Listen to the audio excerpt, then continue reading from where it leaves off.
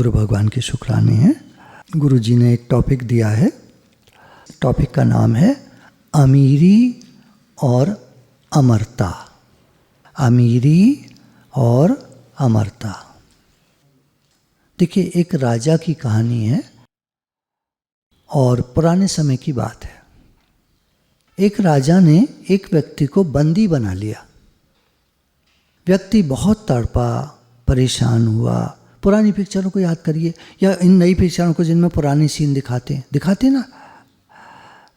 तो व्यक्ति बहुत तड़पा, बहुत परेशान हुआ, रोया, चिल्लाया, छोड़ दो, मुझे छोड़ दो, मैंने कुछ नहीं किया, मैंने कुछ नहीं बिगाड़ा, मैंने किसी का नुकसान नहीं किया, चिल्लाता रहा। परंतु राजा नहीं माना। आदेश दे दिया, इसको जेल में बंद कर दो। अब भैया न सजा सुनाई, न कुछ, जेल में बंद कर दिया। और व्यक्ति अंदर गया। अंदर कोठरी में जाकर क्या देखता है, लग तो ऐसा रहा था कोठरी में घुसा है, लेकिन अंदर बड़ा सा कंपाउंड था, लेकिन झुटपुटा अंधेरा सा हो चुका था। बहुत सारे लोग दिख रहे थे उसको वहां पर। यहाँ तो बहुत सारे व्यक्ति बंदी बने हुए हैं, यहाँ तो बहुत आबादी है। अब हल्की हल्की कल्पना आप कर पा रहे होंगे कहाँ की स्टोरी है। ये दुनिया की कहानी है। अकेला आता है बच्चा, माँ के पेट से निकलता है और देखता है यहाँ तो बहुत सारे लोग हैं। ये दुनिया तो बहुत बड़ी है, बहुत सारे लोग दिखाई देते हैं दुनिया में। तो अंदर कोठरी में जाकर देखता है यहाँ तो बहुत से व्यक्ति बंदी बने हुए हैं, यहाँ तो बहुत आबादी है। अब धीरे धीरे उसको आराम आने लगता है, मेरे जैसे तो बहुत सारे लोग हैं यहाँ पे। अब वह देखता है कि यहाँ बंदियों के लिए कारोबार भी है।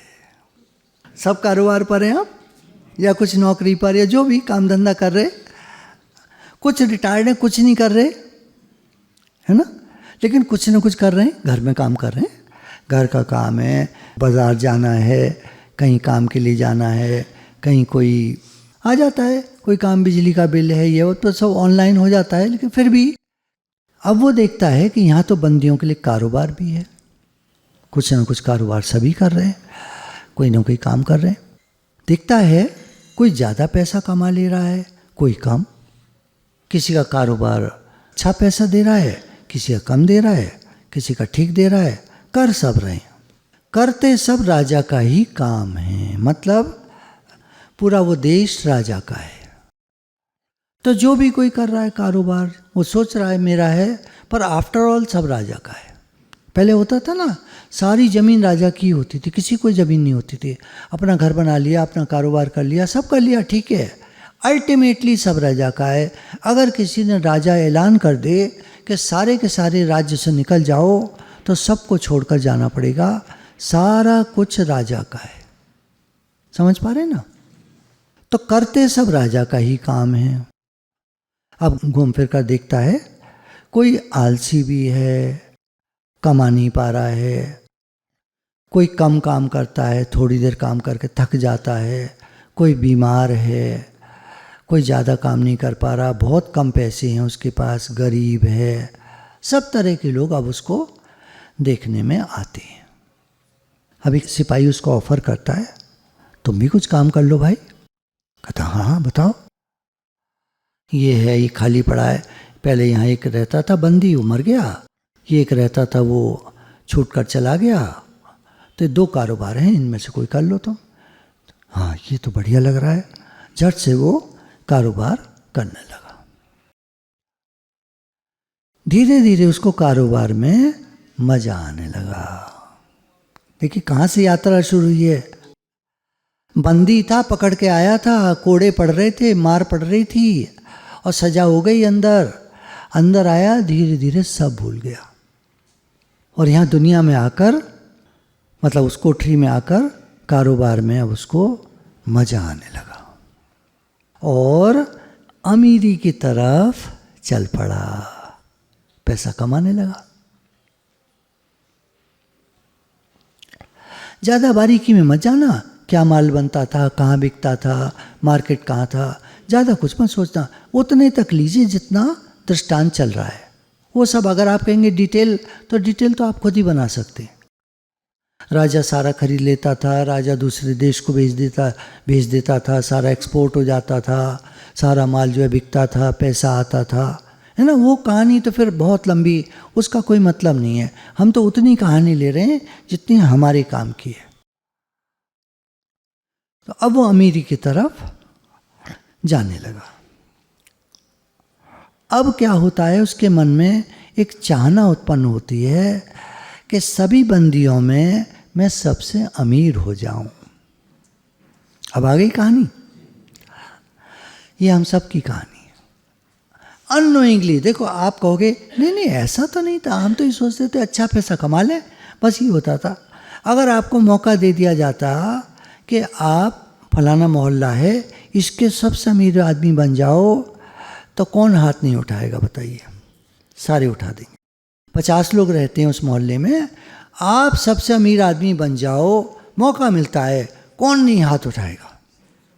उस मोहल्ले के 50 लोगों में, बताओ, है ना।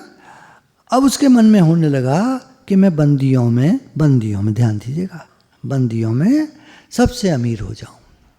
परंतु इन सब में वो अक्सर ही देखता था कि एक व्यक्ति कोई खास कारोबार नहीं करता, जरा सा कमाता है, खाता है, सभी को देखकर हंसता रहता है, अलग अलग सा रहता है, कपड़े उसके फक्कड़ी के से हैं, रहन सहन को कोई घर मकान दुकान नहीं है उसका, बस थोड़ा सा कुछ कर लेता है, थोड़ा कमा लेता है, उसको खा लेता है, बस।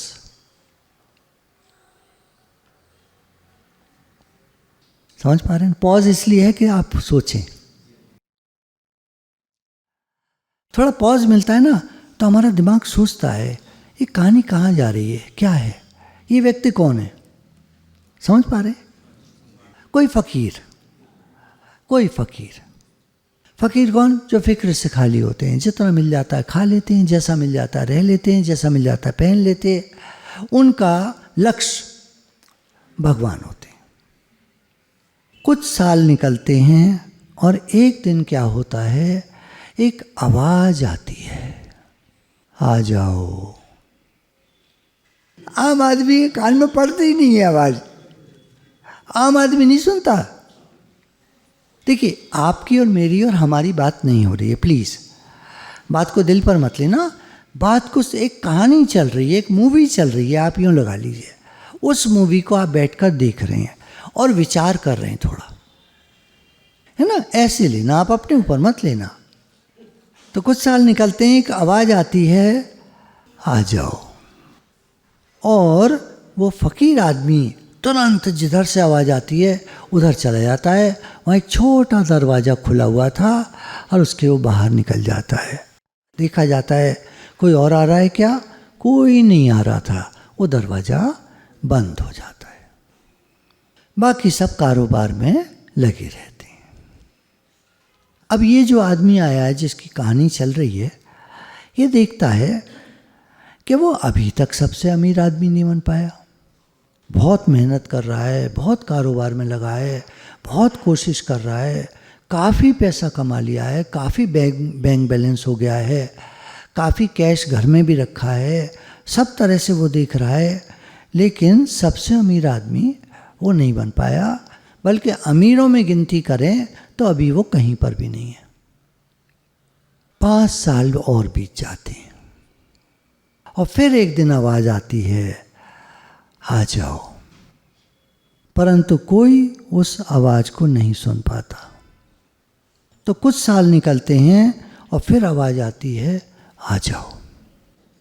अब फकीर तो चला गया था, फकीर तो अमरता की ओर निकल गया था, लेकिन और कोई उस आवाज़ को नहीं सुन पा रहा है। कल्पना हमारी ये है कि अभी तक कोई भी गुरु वाला या भगवान वाला या भक्त या ज्ञानी या महात्मा, वहाँ पर अभी तक और कोई नहीं है। स्टोरी इस प्रकार की है। आवाज़ थी गुरु की आवाज़। अब हम देखें तो वो सारे बंदी थे जीवात्मा, जो संसार में आए, माँ के पेट से बाहर आए, माता पिता मिले, परिवार मिला, धीरे धीरे बड़े होने लगे। स्कूल जाने का नंबर आजकल तो 2.5 साल के बच्चे का आ जाता है।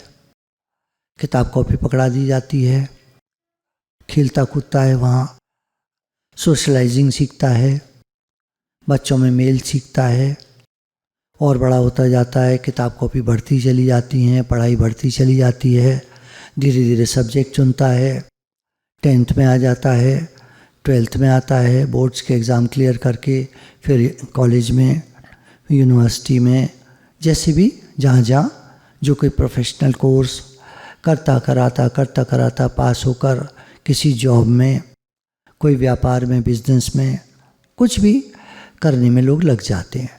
शादी हो जाती है, धीरे धीरे बच्चे हो जाते हैं, और वो उस व्यापार में जहाँ वो कोठरी में से आया था निकलकर, है ना, माँ के पेट से आया था, और यहाँ उसे बहुत सारे लोग मिल गए और वो भी उन्हीं की तरह लग गया।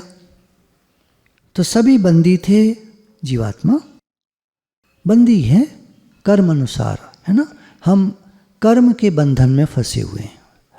हम लोग जन्मों जन्मों कर्म कर करके आ रहे हैं, कर्म बना बना के आ रहे हैं, और एक तरह से हम बंधवा मजदूर की तरह हैं। हमको फ्रीडम सिर्फ इतनी है कि नए कर्म हम अपनी मर्जी से कर सकते हैं, बस।